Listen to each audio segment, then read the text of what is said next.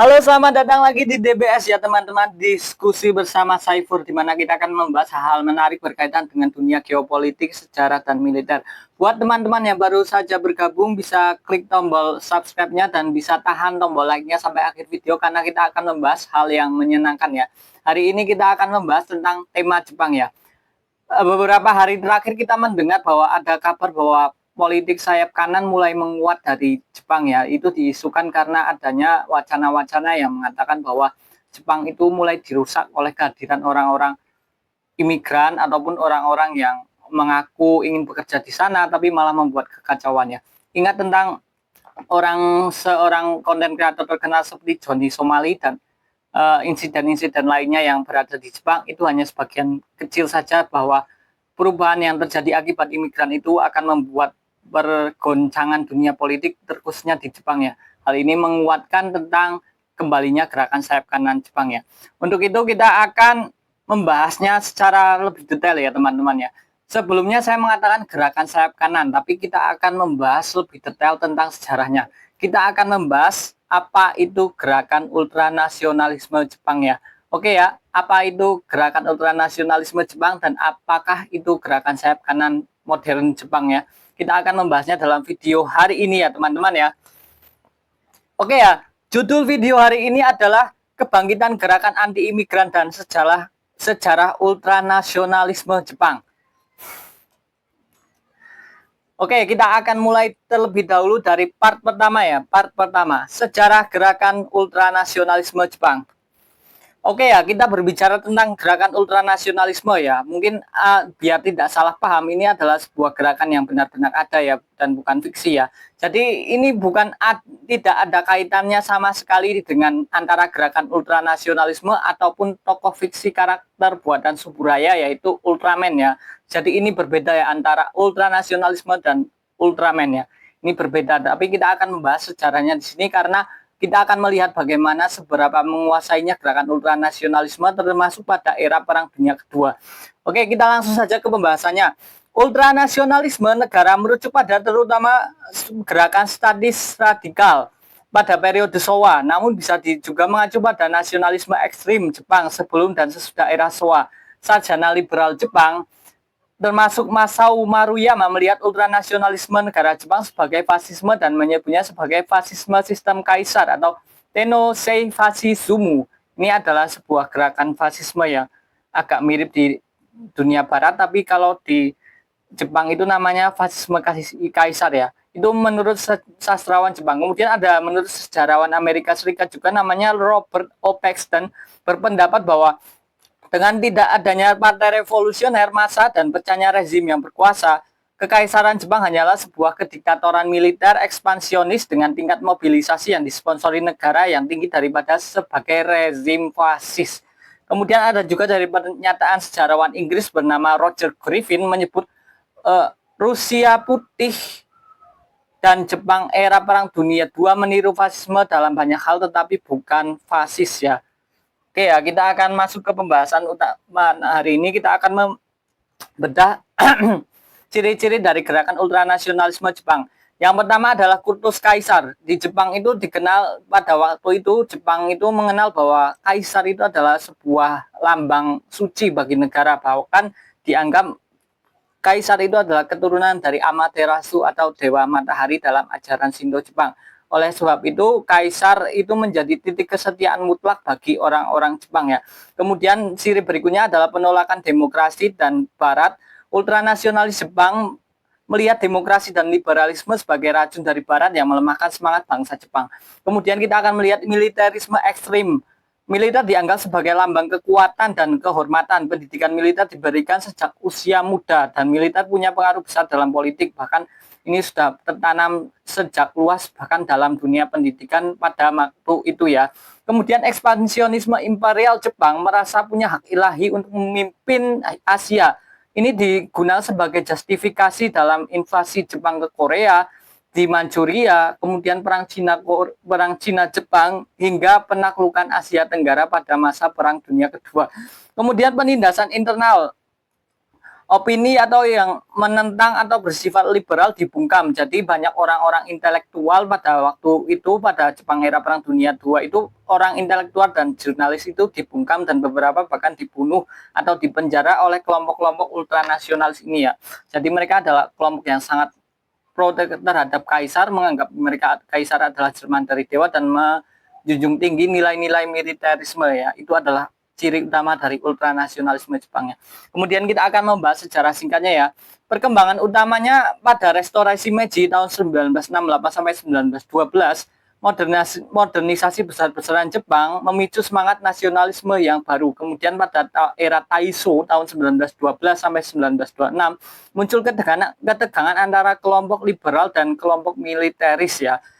Akibat dari ketegangan-ketegangan inilah memunculkan penguatan kelompok-kelompok ultranasionalisme Jepang ini ya. Kemudian mereka berkuasa pada periode Showa awal ya, tahun 1926 sampai 1945. Puncak kekuasaan ultranasionalis militer ini mengendalikan pemerintah dan Jepang mulai agresif besar di wilayah-wilayah Asia.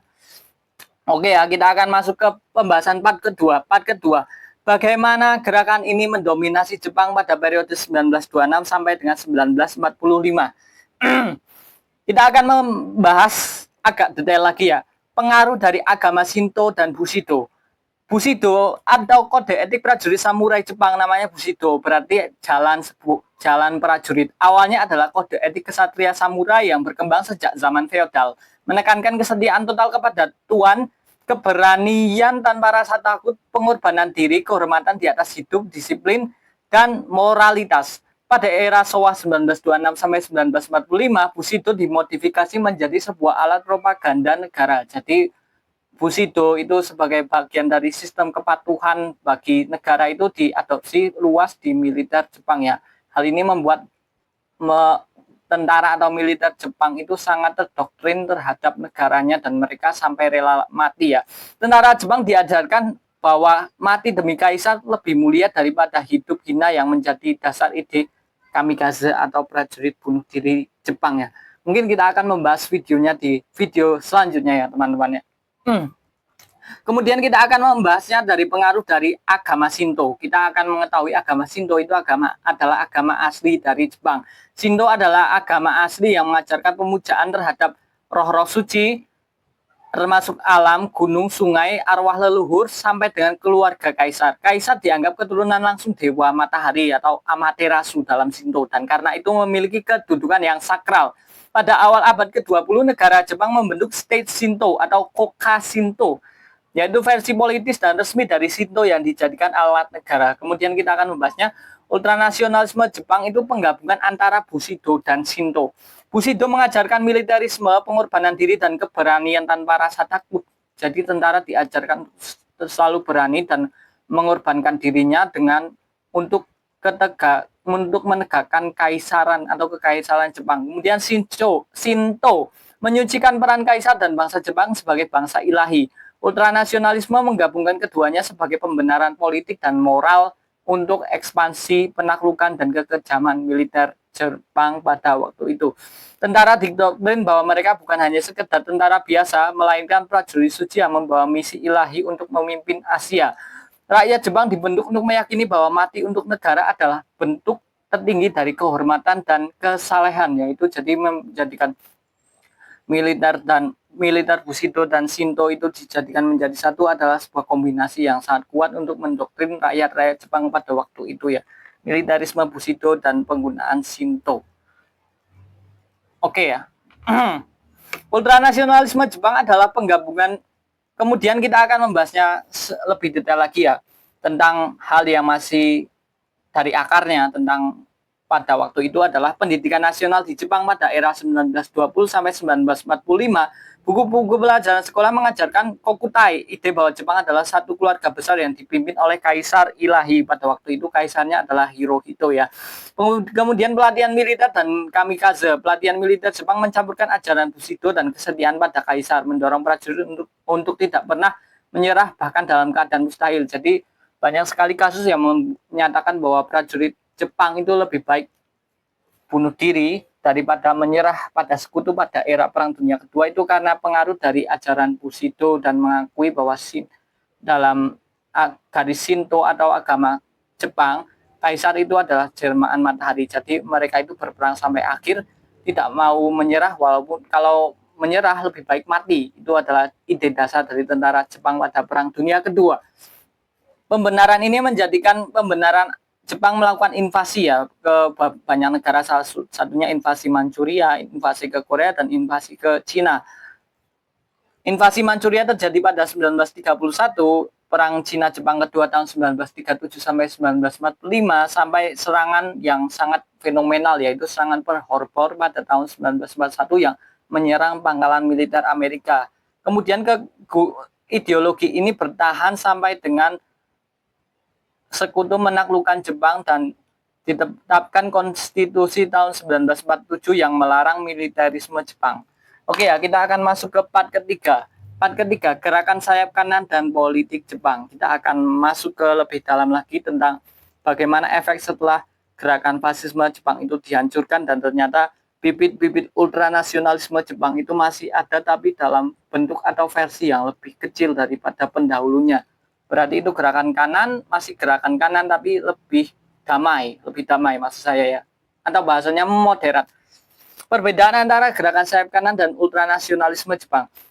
Gerakan sayap kanan menekankan pada nasionalisme dan defensif anti perang, berbeda dengan gerakan ultranasionalisme yang mengedepankan nasionalisme, pro-militerisme, dan ekspansionisme.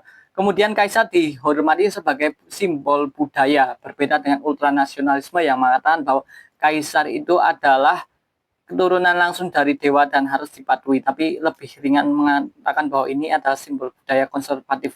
Kemudian mereka menggunakan demokrasi, berbeda dengan gerakan ultranasionalisme Jepang era Perang Dunia II yang totaliter dan anti demokrasi. Kemudian gerakan ini juga lebih meringankan lagi, di mana ultranasionalisme didasarkan pada Bushido dan Shinto sebagai alat negara. Hal-hal tersebut sudah sangat dikurangi, sangat sedikit ya di era Jepang modern ya. Kemudian meskipun gerakan sayap kanan ini masih ada keturunan dari gerakan ultranasionalisme, tapi mereka juga memiliki beberapa hal yang menjadi kontroversi di Jepang juga ya. Salah satunya dari kelompok sayap kanan ini adalah kelompok yang mendukung revisionis sejarah atau tidak mengakui sejarah perang ya, termasuk dengan meminta maaf kepada korban-korban tentara Jepang di Korea dan Cina, termasuk Yugun Lanfu atau insiden pembantaian Nanjing. Kemudian mendukung reinterpretasi pasal 9 yang memperkuat militer Jepang. Kemudian gerakan anti-imigran. Nah, ini gerakan anti-imigran yang lagi ramai itu sebagian besar itu didorong oleh kelompok-kelompok sayap kanan ini. Sebenarnya kelompok-kelompok moderat itu bolehkan imigran datang itu karena krisis populasi di Jepang, yang dimana orang tua itu semakin banyak dan penduduk mudanya itu semakin berkurang, sehingga mereka butuh tenaga kerja baru. Tapi hal ini dianggap terlalu berlebihan oleh kelompok sayap kanan karena merusak identitas Jepang, karena dianggap orang-orang imigran ini banyak membuat masalah dan kerusakan ya. Banyak sekali yang melaporkan hal tersebut ya. Mereka sangat anti imigran ya. Kemudian gerakan ini juga adalah gerakan yang sangat memprovokasi ya. Jadi mereka juga beberapa kali itu kerap melakukan protes anti orang Tiongkok dan anti orang Korea ya. Itu adalah kelompok sayap kanan Jepang. Oke, kita akan membahas tentang berita yang lagi ramai ya hari ini ya. Partai Sanseido dan Sohei Kamiya atau Japanese Trump ya. Japanese Trump. Partai Sanseido itu adalah partai yang terbilang baru saja berdiri, tapi sudah menjadi sebuah fenomena baru dari Jepang, karena menganggap partai ini mendulang banyak sekali suara generasi muda ya, yang menganggap bahwa Jepang ini sudah terlalu terbuka dengan adanya imigran. Kemudian Sohei Kamiya ini adalah sosok yang fenomenal juga karena mengungkapkan beberapa kata-kata yang kontroversi ya. Bahkan dia sendiri, Sohei Kamiya, mengaku terinspirasi dari pidato Donald Trump yang berapi-api dan anti imigran, dan mengatakan bahwa America First atau Make America Great Again. Kalau si Sohei Kamiya ini sebenarnya sama saja, berarti Make Japanese Great Again atau Japanese First atau Jepang yang pertama. Ini menindaklanjuti bahwa nilai konservatif Jepang itu harus lebih didahulukan. Laju mengejutkan di pemilu Dewan Penasihat House of Council tahun 2025, Sensei Hito meraih 14-15 kursi menjadi kekuatan oposisi terbesar keempat. Berkat slogan Japanese First dan retorika anti-imigrasi yang menyorot kekhawatiran masyarakat terhadap inflasi, turisme berlebihan, dan identitas nasional, rasisme dan anti-globalisme. Partai ini mengusung pandangan populis anti-globalis yang mengindikasikan pandangan xenofobia dan nasionalisme ekstrim. Dengan agenda menolak imigrasi besar-besaran dan memprioritaskan warga Jepang, memicu kekhawatiran terhadap penurunan standar HAM dan inklusivitas dalam negeri. Kemudian sebelum terjun ke dunia politik, Kamiya ini bekerja sebagai guru bahasa Inggris dan manajer supermarket, kemudian dikenal lewat saluran YouTube-nya, kemudian mendirikan Senseido di tahun 2020. Terkenal karena menyebut vaksin COVID-19 sebagai senjata pembunuh dan membangkitkan teori konspirasi tentang modal Yahudi di balik pandemi. Pernyataan antisemitik ini memicu kecaman internasional. Itu adalah sedikit saja tentang berkaitan dengan Partai Senseido dan Shohei Komiya ya, yang kemarin lagi viral. Politik Jepang antara sayap kanan moderat, LDP, dan kanan ekstrim ya. Jadi kita harus tahu ya, walaupun di Jepang itu partainya namanya partai moderat, tapi mereka itu masih ya sebenarnya sayap kanan, tapi secara lebih damai lagi, namanya partai sayap kanan moderat, tapi biar gampangnya moderat saja. Itu didominasi oleh partai LDP, Liberal Democratic Party, dan partai kanan ekstrim juga nanti akan saya jelaskan ya. Mayoritas partai penguasa Jepang memang berada di ciri spektrum kanan, hanya berbeda tingkatan dari yang ekstrim kiri ya, yang kalau kanan itu center right moderat seperti partai Komite dan Komeito dan sebagian LDP, sehingga ekstrim seperti faksi yang terhubung ke Nippon Kaigi. Nippon Kaigi ya, saya jelaskan sedikit. Nippon Kaigi ini dikenal mengusulkan revisionisme sejarah, termasuk meminimalkan atau menyangkal peristiwa seperti pembantaian Nanking dan pelanggaran perang Jepang di era Perang Dunia Kedua. Jadi Nippon Kaigi ini adalah orang-orang yang ingin mengatakan bahwa sejarah Jepang itu harus lebih positif, tidak mengakui kejahatan perang di masa lalu. Mereka mendorong narasi sejarah yang lebih positif tentang peran Jepang pada Perang Dunia Kedua. Partai Demokrat Liberal atau Liberal Democratic Party ini didirikan pada 15 November 1955 melalui penggabungan dua partai besar pada waktu itu ya. Yang pertama adalah Partai Liberal yang dipimpin oleh Shigeru Yoshida, dan Partai Demokrat Jepang yang dipimpin oleh Ichiro Hatoyama. Oke ya, kita akan membahas tentang tujuan awal pembentukan LDP. Sebenarnya menyatukan kekuatan politik konservatif Jepang untuk melawan pengaruh partai sayap kiri, terutama Partai Sosialis Jepang pada masa Perang Dingin. Menjaga peran dari LDP ini kemudian berkuasa sejak tahun 1955 sampai sekarang. LDP berkuasa, ada beberapa peran signifikan yang dilakukan ya. Salah satunya adalah menjaga hubungan erat dengan Amerika Serikat, termasuk dalam bidang ekonomi dan pertahanan keamanan nasional, aliansi antara Amerika Serikat dan Jepang. Mendorong pembangunan ekonomi cepat melalui industrialisasi dan kebijakan pro-bisnis, mempertahankan monarki konstitusional dengan simbol kaisar sebagai simbol negara. Kaisar sebagai simbol negara. Menariknya, meski namanya Democratic Liberal Party atau Liberal Democratic Party, secara ideologis berada di sayap kanan moderat atau center right, dan sejak awal memang punya basis konservatif nasionalis. Kemudian kita akan melihat bagaimana kekuasaan Jepang itu masih dikuasai LDP sampai dengan sekarang ya. Liberal Democratic Party.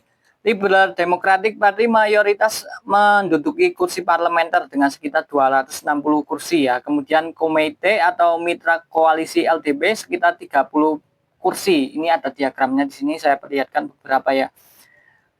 Jadi mereka total menguasai sekitar 290 kursi ya. Oposisi seperti CDP, CJP, dan lainnya sekitar 150 kursi. Kemudian sayap kanan independen yang saya jelaskan tadi, seperti Senseido atau Partai Konservatif baru mendapatkan sekitar 25 kursi. Koalisi dari LDP dan Komeito ini, partai kanan moderat Jepang ini masih menguasai parlemen Jepang ya. Kemudian untuk amandemen konstitusi mereka belum cukup kuat tanpa dukungan tambahan, karena butuh 2/3 suara atau sekitar 310 kursi dari 465 suara ya. Kemudian Perdana Menteri Jepang sekarang juga dari partai LDP atau Liberal Democratic Party, namanya adalah Shigeru Ishiba, yang baru dilantik oleh Kaisar Naruhito pada 1 Oktober 2024 Shigeru Isba ini juga menjadi ketua partai LDP atau Liberal Democratic Party sejak 27 September 2024 ya. Kemudian kita akan membahas tentang hubungan antara LDP Liberal Democratic Party dan Nippon Kaigi ya. Saya menjelaskan tadi tentang LDP itu ada sebenarnya sayap kanan yang lebih moderat. Tapi ternyata ada hubungannya dengan Nippon Kaigi, yaitu sayap kanan yang sebenarnya sudah masuk dalam kategori ekstrim ya, sudah saya jelaskan tadi ya. Banyak anggota LDP itu secara resmi itu terdaftar sebagai anggota atau pendukung penuh dari Nippon Kaigi ya. Kelompok konservatif dan revisionis sejarah ya. Shinzo Abe, mantan Perdana Menteri Jepang periode 2012 sampai 2020 dan wakilnya pada waktu itu, Taro Aso terdaftar juga sebagai anggota Nippon Kaigi ya. Shinzo Abe memang tercatat sebagai anggota yang berpengaruh di Nippon Kaigi dan hal ini seringkali menjadi sorotan media internasional ya. Keterlibatannya memicu kontroversi karena beberapa kebijakan dari Shinzo Abe. Yang pertama adalah dukungan terhadap revisi konstitusional Jepang untuk memperkuat peran militer, yaitu perubahan pasal 9. Di mana perubahan pasal 9 ini adalah merubah Jepang yang mengatakan bahwa merubah militer Jepang agar mereka itu bisa lebih leluasa lagi dan lebih luas lagi dalam penggunaan kekuatan militernya. Itu terjadi pada masa era Shinzo Abe. Hal ini dianggap oleh negara-negara lain bahwa Jepang itu kembali melakukan militerisme ya. Kemudian pandangan sejarah revisionis termasuk upaya melunakkan narasi agresi Jepang di Asia. Kemudian sikap nasionalis konservatif yang sejalan dengan agenda Nippon Kaigi ya, seperti pendidikan moral bergaya pra-perang dan penguatan peran kaisar. Shinzo Abe sendiri terbunuh saat ditembak pesawat pidato di dekat stasiun Yamato Saidaiji di kota Nara 8 Juli 2022 ya. Beritanya cukup viral ya berkaitan dengan mantan Perdana Menteri Jepang yang kemudian tewas terbunuh akibat tertembak ya. Oke, itu adalah sebuah sejarah singkat berkaitan dengan gerakan sayap kanan modern Jepang sampai sejarah dari gerakan ultranasionalisme Jepang. Terima kasih buat teman-teman yang sudah menonton sampai akhir. Hari ini kita sudah selesai pembahasannya, tapi pembahasan berikutnya masih berkaitan dengan Jepang ya. Buat teman-teman yang menonton sampai akhir, jangan lupa klik tombol like-nya dan subscribe-nya bisa diklik ya. Nantikan di video selanjutnya ya. Saya Saiful dari DPS, terima kasih dan sampai jumpa.